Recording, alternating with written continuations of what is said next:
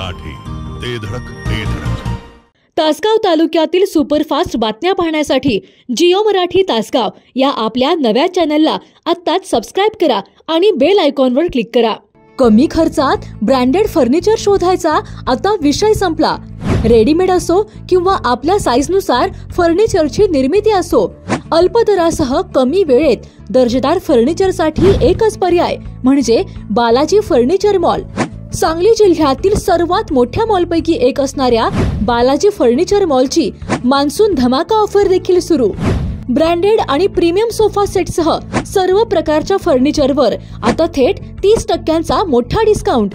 लग्न बस्ता असो किंवा अन्य कोणतीही खरेदी, विट्यातील बालाजी फर्निचर मॉलला अवश्य भेट द्या. पत्ता भैरवनाथ मंगल कार्यालय, मायनी रोड, विटा. संपर्क आपल्या स्क्रीनवर. नांदणी येथील माधुरी हत्तीनेच्या विषयानंतर तासगाव येथील पटवर्धन चांगलेच आक्रमक झालेत. तासगाव गणपती पंचायतन देवस्थानचे विश्वस्त राजेंद्र पटवर्धन यांनी मोठा गौप्यस्फोट केलाय. तासगाव येथील गौरी हत्तीनीला 3 कोटी रुपयांची ऑफर आल्याचा खळबळजनक खुलासा पटवर्धन यांनी केलाय. तर हत्तीची किडनॅपिंग करून देणारी एक जमात जिल्ह्यात उपलब्ध असल्याचा दावा यावेळी पटवर्धन यांच्याकडून करण्यात आलाय. राजेंद्र परशुराम भाऊ पटवर्धन यांच्या या गौप्यस्फोटानंतर अखंड राज्यात मोठी खळबळ उडाली आहे. ही 7-8 महिन्यापूर्वीची घटना अशी होती आणि मी स्वतः साक्षीदार आहे की एका स्वतःला गव्हर्नमेंट सर्व्हिस मधल्या व्हेटरनरी डॉक्टर म्हणवणाऱ्या इसमाचा फोन आला. त्यांनी सांगितलं मी गवळी बोलतोय. म्हटलं कोण आपण? तर मला डॉक्टर गळवी, सांगली जिल्ह्यामध्ये मी गव्हर्नमेंटचा व्हेटरनरी ऑफिसर आहे आणि तुमच्या हत्तीबद्दल मला काही बोलायचं. म्हटलं बोला. तर म्हणले की तुम्हाला माहिती आहे तिकडे वंतारा म्हणून एक मोठी स्कीम निघालेली आहे आणि मी सगळं त्यांचं काम इथे बघतो आणि तुमच्या हत्तीला अनफिट म्हणून ठरवण्याचं 2 मिनिटाचं काम मी करतो. मी रेकमेंड करतो की त्याला वंताराला पाठवून द्या, तुम्हाला 2-3 कोटी रुपये मिळून जातील. मी क्षणभर सुद्धा थांबलो नाही. त्या गवळ्याचं नाव घेऊन मी सगळीकडे पत्र पाठवली की असा असा प्रकार चाललेला आहे आणि हे हत्तींचं किडनॅपिंग करणारी ही सगळी जमात आहे. कोल्हापूर जिल्ह्यातील नांदणी येथील महादेवी हत्तीनीला कायदेशीर बाबी पुढे करत वनतारा जंगलात नेल्याने महाराष्ट्रात सर्वत्र निषेध नोंदवला जात आहे. अशातच तासगाव येथील गौरी हत्तीसह कर्नाटकातील 3 हत्तींना वनतारा येथे नेण्याचा डाव अंबानीने रचल्याची खळबळजनक प्रतिक्रिया माजी खासदार राजू शेट्टी यांनी दिली आहे. या प्रतिक्रियेनंतर तासगाव येथील श्री गणपती पंचायतन देवस्थान संस्थेचे विश्वस्त राजेंद्र परशुराम पटवर्धन यांच्याशी आमचे प्रतिनिधी किरण देवकुळे यांनी बातचीत केली आहे. यावेळी राजेंद्र पटवर्धन यांनी मला देखील वनतारा येथून काही महिन्यापूर्वी तासगावच्या हत्तीसाठी 2 ते 3 कोटींची ऑफर दिल्याचा मोठा गौप्यस्फोट केला आहे. राजेंद्र पटवर्धन यांच्या या मोठ्या खुलाशानंतर अखंड महाराष्ट्रात मोठी खळबळ उडाली आहे. बघूया आमचे प्रतिनिधी किरण देवकुळे आणि विश्वस्त राजेंद्र पटवर्धन यांच्यामध्ये झालेली ही बातचीत. नमस्कार, मी किरण देवकुळे. आपण पाहत आहात जिओ मराठी तासगाव. आज महाराष्ट्रभर नव्हे तर देशभर नांदणी येथील हत्तीचा विषय गाजत आहे. महादेवी हत्ती हा वनतारा या जंगलात सोडण्याचा निर्णय प्रशासनाकडून घेण्यात आला होता. त्या पार्श्वभूमीवर कोल्हापूर तसेच सांगली, सातारा, पुणे संपूर्ण महाराष्ट्रासह त्या विषयाबद्दल संभ्रमावस्था आहे. त्याच विषयानंतर काल राजू शेट्टी, माजी खासदार राजू शेट्टी यांनी सुद्धा तासगावच्या हत्तीच्या बाबत सुद्धा काही गोष्टी त्या ठिकाणी मांडल्या होत्या. त्याच अनुषंगाने आज आपण तासगाव येथील श्री गणपती पंचायतन ट्रस्टचे विश्वस्त आहेत त्यांना आपण भेटणार आहोत. त्यांची भूमिका, त्याचबद्दल हत्तीबद्दलची माहिती आणि त्याचं संगोपन कशा पद्धतीने सुरू आहे याची माहिती घेणार आहोत आपण. साहेब, काय आहेत आपल्या भूमिका? आता माझा आणि आपल्या गजलक्ष्मीचा संबंध 1998 पासून आहे. 1900 म्हणजे योगायोग असा आहे की मी गणपती पंचायतन देवस्थान तासगाव याचा विश्वस्त पहिल्यांदा नेमला गेलो तो 1998 मध्येच. आणि मी विश्वस्त झाल्यानंतर पहिली अत्यंत योगाची सुंदर घटना घडली म्हणजे की आपल्या गजलक्ष्मीचं आपल्याकडे आगमन झालं. हा माझ्या आयुष्यातला अत्यंत अभिमानाचा क्षण आहे. त्यावेळी माझे मित्र, आता दुर्दैवाने ते हयात नाही, राजेंद्र दुर्गे म्हणून होते. ते अतिशय मनस्वी असे प्राणी मित्र होते आणि त्यांनी स्वतःच्या पुढाकाराने स्वतः आर्थिक आणि इतर सगळी झळ सोसून नोकरशाहीच्या सगळ्या त्रासाला पूर्णपणे तोंड देऊन ही गजलक्ष्मी आपल्याकडे कर्नाटकामधनं आणली. आता तिचं लौकिक नाव हे गौरी आहे, परंतु आम्ही तिला आदराने गजलक्ष्मीच म्हणतो. आता मी सांगतो की 1998 पासून ती आता 2025 पर्यंत म्हणजे जवळजवळ 30 वर्ष आपली गजलक्ष्मी आमच्या निवासस्थानामध्येच निवासाला आहे. आता लौकिक अर्थाने तिच्या ओनरशिप सर्टिफिकेटवर मालक म्हणून माझं राजेंद्र परशुराम पटवर्धन असं नाव आहे, विश्वस्त गणपती पंचायत. परंतु मला ते मालक हे असं नाव लिहिलेलं अजिबात आवडत नाही. कारण आता कशी म्हणजे गेल्या 29 वर्षामध्ये या गजलक्ष्मीचं आणि आमचं असं जवळिकीचं नातं झालेलं आहे की ती आमच्या सगळ्यांची पालक आहे. मालक तर आहेच आहे ती, पण ती पालक सुद्धा आमची आहे. इतके त्यांचे आमचे प्रेमाचे संबंध आहेत. आता प्रथम मी माननीय खासदार शेतकऱ्यांचे पंचप्राण राजू शेट्टी यांचे आभार मानतो एवढ्यासाठी की त्यांना नान्नीच्या हत्तीचा काय जो प्रसंग चुकीचा सगळा घडवला गेला, त्या तिथल्या माधुरी आणि त्यांच्या पालकांच्याबद्दल, पालक तिथले माहूत या सगळ्यांच्याबद्दल जो जिव्हाळा वाटला किंवा आहे, त्याच्यापेक्षा तो जिव्हाळा काय असतो हे मी 1998 पासून अनुभवलेलं आहे. कुठल्याही गजलक्ष्मीचं वैशिष्ट्य असं असतं, म्हणजे पाळीव गजलक्ष्मीबद्दल बोलते, जंगली नव्हे. पाळीव गजलक्ष्मीचं वैशिष्ट्य असं आहे की तिच्याबरोबर तिचे जे माहूत असतात, ते जग त्यांना माहूत म्हणून म्हणतं, परंतु ते माहूत हे त्या गजलक्ष्मीला त्यांच्या कुटुंब सदस्यांच्या पेक्षा जास्त आपुलकीनी आणि महत्त्वाचं मानतात.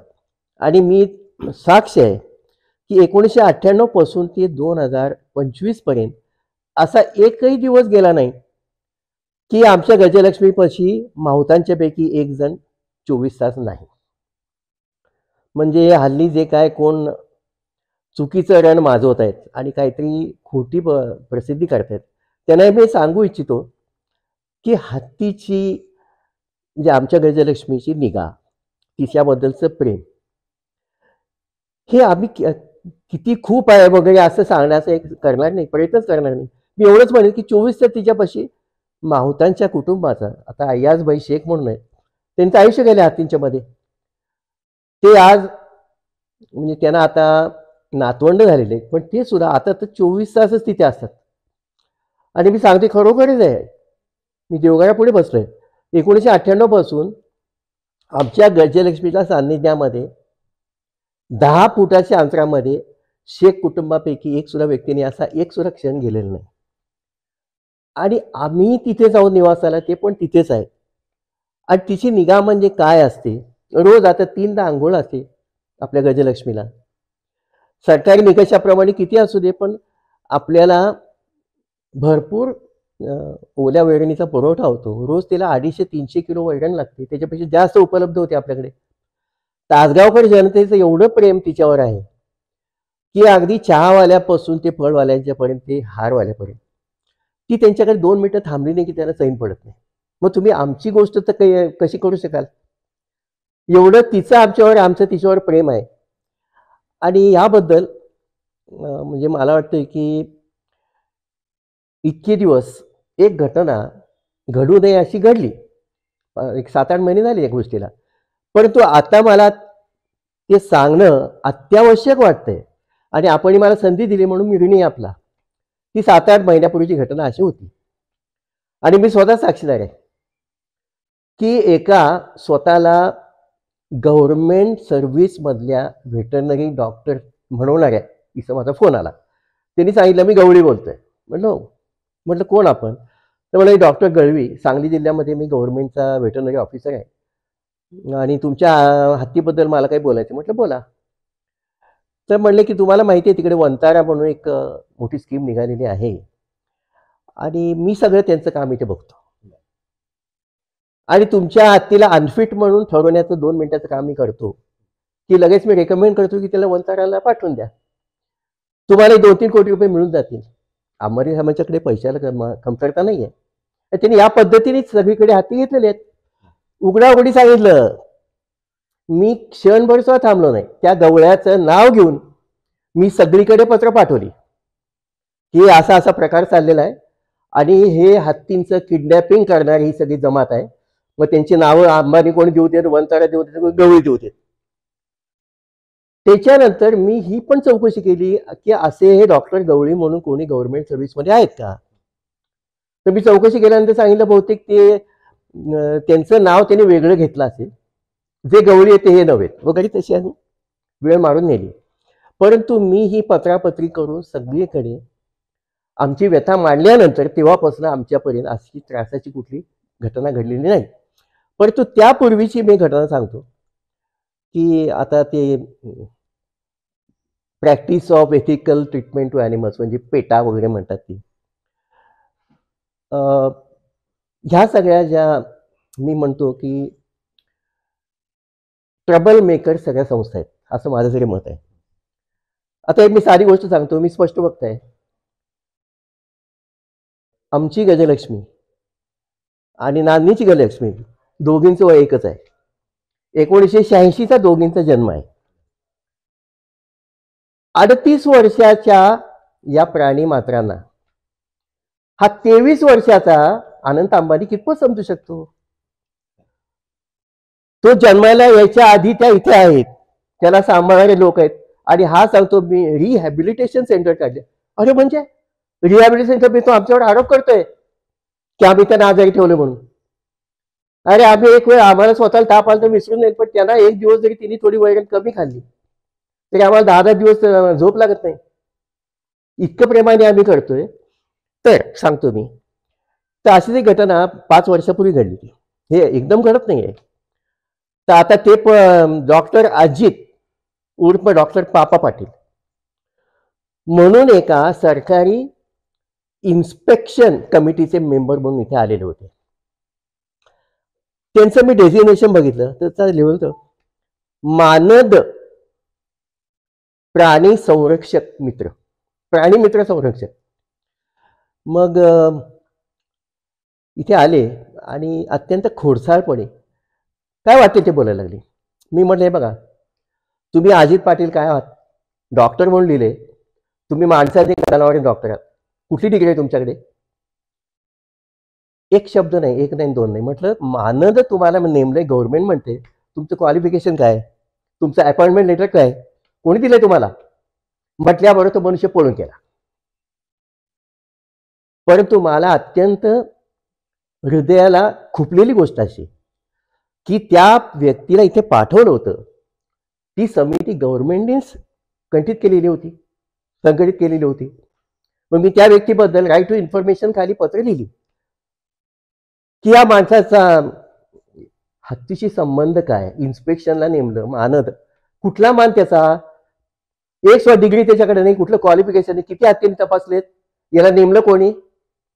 मला नेमणूक पत्राची कॉपी पाहिजे. एक नाही, दोन नाही, माझ्या पत्राला पण उत्तर नाही, काही नाही. तेव्हापासून आमच्याकडचा हा त्रास थोडा कमी झाला. नंतर गवळी डॉक्टर कोण सोकॉल्ड होते तथाकथित ते झाला. परंतु एक मला आवर्जून सांगायचं की चांगलं काम जे करत असतात ते कधी स्वतःहून 10 ठिकाणी तोंड मोठी करून सांगायला जात नाही. पण असं म्हणजे असं आम्ही काय फार मोठं काम करतोय असं नाही. एक आमचा प्रेमाचा भाग आहे तो. आमच्याकडे जशी आम्ही अक्षरशः रस्त्यावर हिंडणारी कुत्री सुद्धा आमच्या घराचे मेंबर म्हणून सांभाळलेले. मग आम्ही गौरी आमच्या गजलक्ष्मीवर किती प्रेम करत असू, पण आम्ही कुठे सांगायला गेलोय का, किंवा हा दाखला आणायला गेलोय का. तर म्हणून राजू शेट्टी साहेबांनी खूप चांगली गोष्ट केली की जी आपत्ती नांदणीच्या हातीवर आली ती आमच्या हातीवरही कधी येऊ शकते. कारण का की कोणी हत्ती प्रेमी, हत्ती भक्त, गणपती भक्त या अशा कुरापती तक्रारी करत नाही.